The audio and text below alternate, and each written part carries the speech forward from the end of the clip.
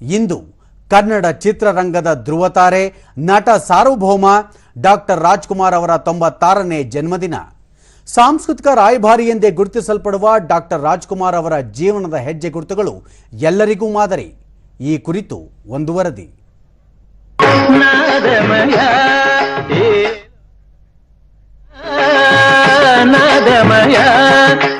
Doctor Rajkumar Kannada ಚಿತ್ರರಂಗದ ಹೆಮ್ಮೆಯ ನಟ, ಗಾನ ಕೋಗಿಲೆ, ನಟ ಸಾರ್ವಭೌಮ. ಆಡು ಮುಟ್ಟದ ಸೊಪ್ಪಿಲ್ಲ ಎನ್ನುವಂತೆ ಕನ್ನಡ ಚಿತ್ರರಂಗದಲ್ಲಿ ಡಾಕ್ಟರ್ ರಾಜ್ಕುಮಾರ್ ಅವರು ನಟನೆ ಮಾಡದ ಪಾತ್ರಗಳಿಲ್ಲ. ಅಣ್ಣಾವ್ರು ಎಂದೇ ಖ್ಯಾತರಾದ ಕನ್ನಡ ಚಿತ್ರರಂಗ ಮತ್ತು ರಂಗಭೂಮಿಯ ಮೇರು ನಟ ಇವರು.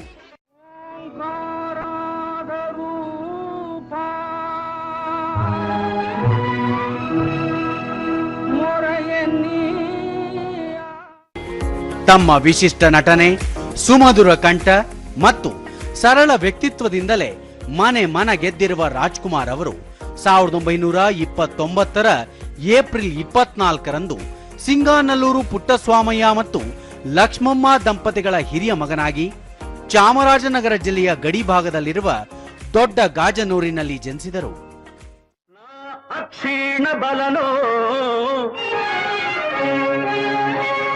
ಹರನೊಡನೆ ಹೋರಾಡಿ ಪಾಶುಪತವಂ ಪಡೆದವನೋ.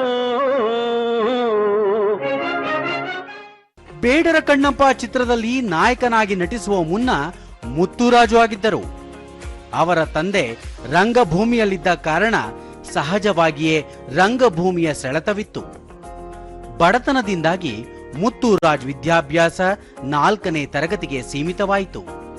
ಆದರೆ ಗುಬ್ಬಿ ಕಂಪನಿಯೇ ಕಲಿಕೆಯ ವಿಶ್ವವಿದ್ಯಾಲಯವಾಯಿತು. ಸಡಗರದಿಂದ ಗಗನದ ಅಂಚಿಂದ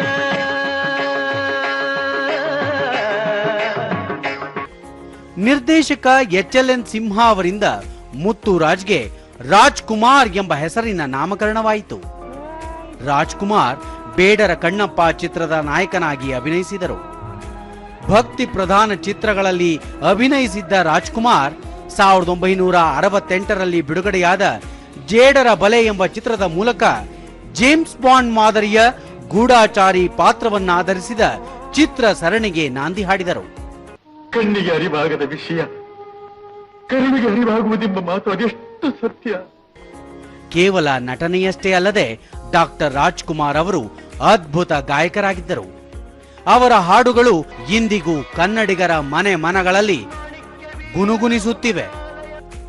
ಜೀವನ ಚೈತ್ರ ಚಿತ್ರದ ನಾದಮಯ ಗಾಯನಕ್ಕಾಗಿ ರಾಷ್ಟ್ರ ಪ್ರಶಸ್ತಿ ಪಡೆದ ಏಕೈಕ ನಾಯಕ ನಟ ಎನ್ನುವ ಹೆಗ್ಗಳಿಕೆಯು ಡಾಕ್ಟರ್ ರಾಜ್ ಅವರದ್ದು.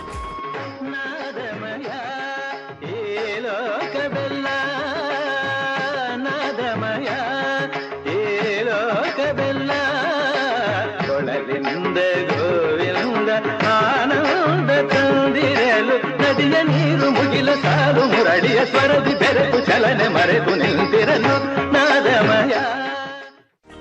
ಮೇರು ನಟ ಡಾಕ್ಟರ್ ರಾಜ್ಕುಮಾರ್ ಅವರ ಪುತ್ರರಾದ ಶಿವರಾಜ್ ಕುಮಾರ್, ರಾಘವೇಂದ್ರ ರಾಜ್ಕುಮಾರ್, ಪುನೀತ್ ರಾಜ್ಕುಮಾರ್ ಕನ್ನಡ ಚಿತ್ರರಂಗದಲ್ಲಿ ತಮ್ಮದೇ ಆದ ಛಾಪು ಮೂಡಿಸಿದ್ದಾರೆ.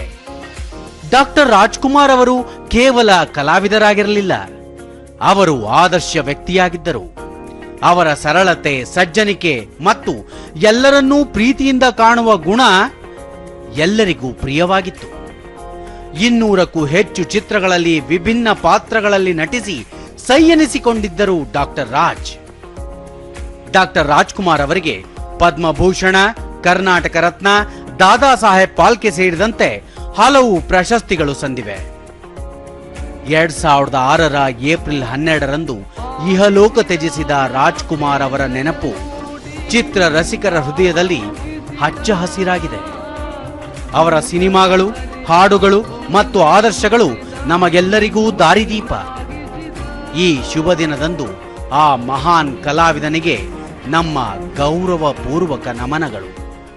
ನಾನಿರುವುದೇ ನಿಮಗಾಗಿ, ನಾಡಿರುವುದು ನಮಗಾಗಿ, ಕಣ್ಣೀರೇಕೆ